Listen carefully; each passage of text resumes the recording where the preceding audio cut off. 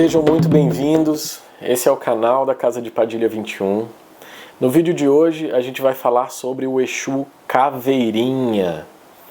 Vocês têm me pedido bastante para falar sobre ele, então eu vou colocar aqui, algumas questões a respeito do Caveirinha. Algumas questões controversas, as pessoas acham que ele é um mirim, acham que ele é um espírito de uma criança por ter esse nome no diminutivo. Mas a gente vai explicar tudo certinho para vocês aqui hoje, tá? Isso segundo a nossa doutrina da Casa de Padilha. Muito importante deixar isso claro, porque não adianta você querer comparar a minha doutrina, a doutrina da Casa de Padilha, com a doutrina do terreiro onde você está hoje, porque, enfim, são coisas diferentes. É como comparar maçã com banana. Não tem absolutamente, não vai ter sincronicidade. Algumas coisas podem bater e outras não. Então, o Exu Caveirinha, ele é uma essência responsável pela passagem, uma energia, uma essência que é responsável pela passagem entre a vida e a morte. Apesar de ter esse nome no diminutivo, Caveirinha, ele é um dos mais antigos. Se não me engano, ele é o mais antigo de todos os Exus dentro da linhagem de Caveira.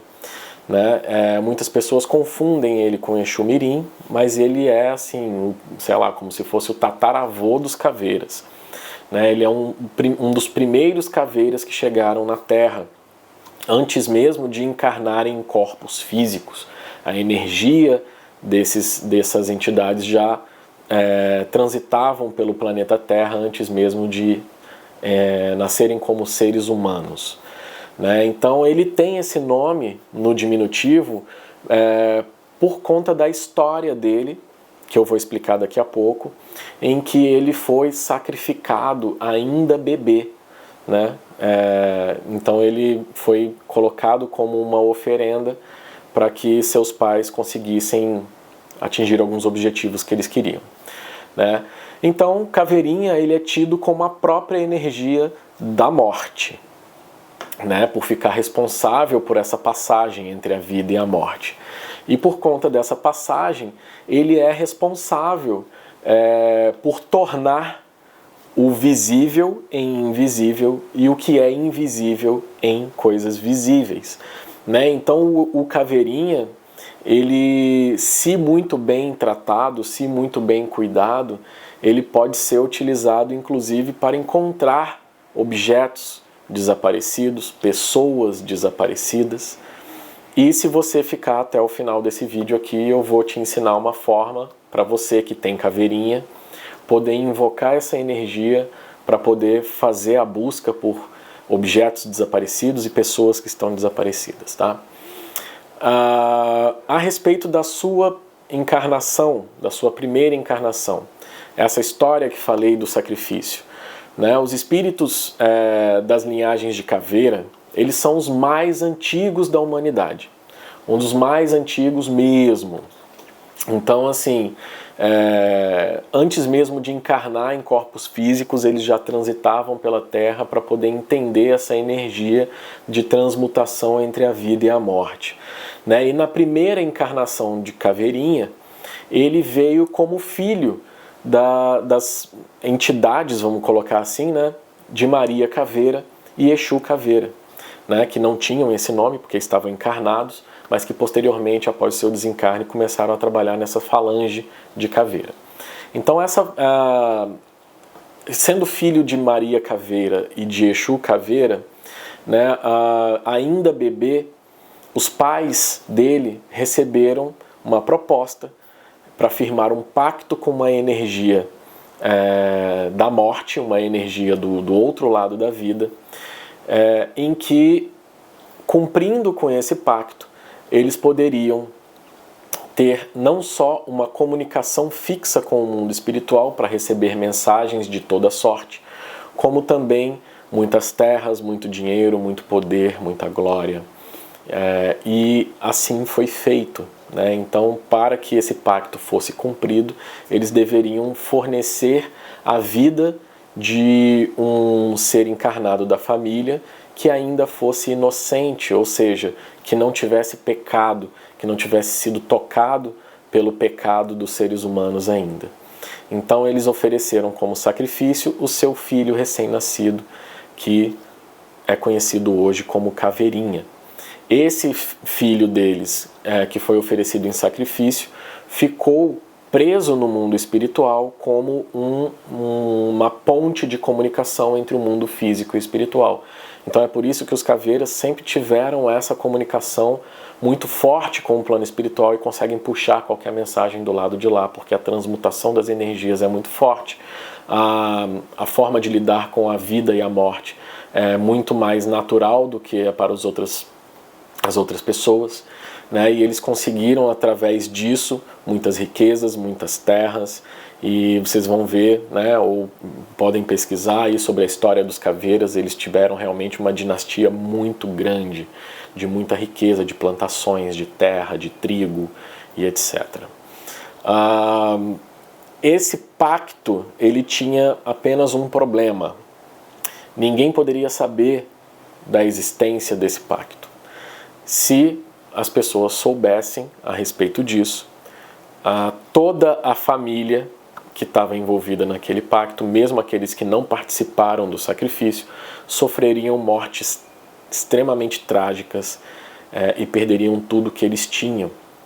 E como vocês podem perceber, né, isso aconteceu, porque senão eu não estaria aqui hoje contando para vocês essa história, né? Então a história dos caveiras, que sucede depois desse pacto, desse sacrifício, é uma história de muita riqueza, de muitas terras, muito luxo, e depois de muito sofrimento também, porque todos eles morreram queimados em suas plantações.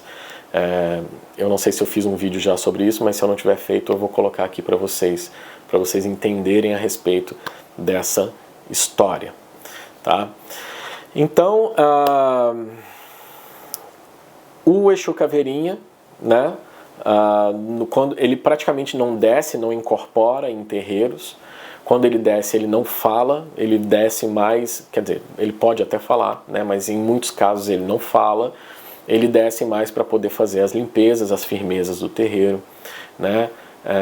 Muitas vezes tirar uma mão de vume, né? Se dissipar de eguns que acabaram de falecer, que estão ali presos a um pouco a matéria ainda, espíritos desencarnados de seres que se tornaram obsessores, para poder fazer esse encaminhamento, porque como ele é responsável por essa passagem entre a vida e a morte, ele trabalha todas essas energias de luto e energias de comunicação entre esses dois portais interdimensionais, tá certo?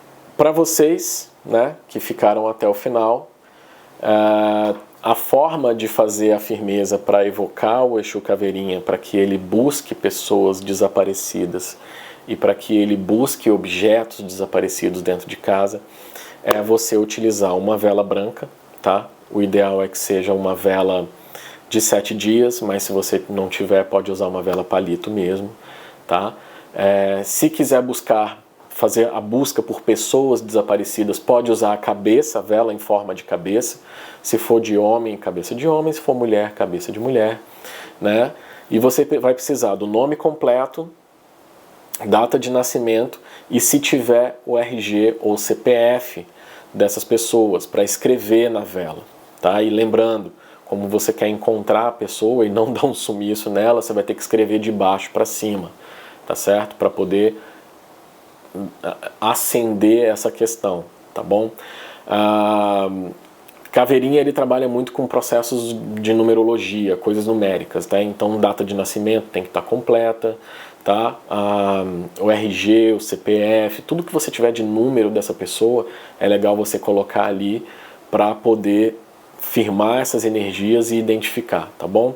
Você vai colocar junto dessa vela 3 moedas de prata, né, prateadas, né? A gente sabe que hoje no Brasil tem várias moedas que são prata com dourado, tem moeda que é dourada, tem moeda que é cobre, tem moeda que é prata. Você vai precisar utilizar 3 moedas prateadas, tá certo? Se não me engano, hoje na gravação desse vídeo, a que mais tem prateada é a de 50 centavos.